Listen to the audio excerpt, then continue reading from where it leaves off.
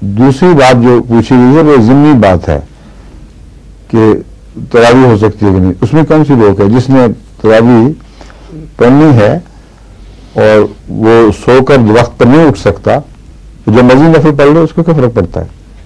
نفل ہی ہے نا وہ.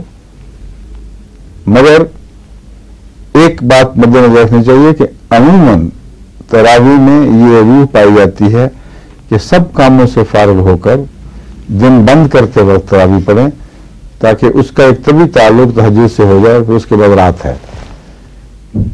یہ چیز ضائع ہو جاتی ہے اس سے. اس لیے تراویح کا جو اصل مفہوم ہے، روح ہے، وہ اس قسم کی تراویح نہیں کہ تراویح میں نہیں ملتا کہ مغرب عشاء جمع کی اور فوراً تراویح پڑھ لی، پھر گھر گئے، پھر کھانے کھائے، پھر گپیں ماری.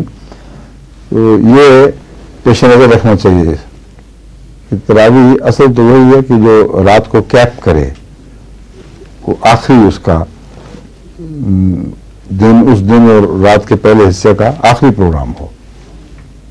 ٹھیک ہے.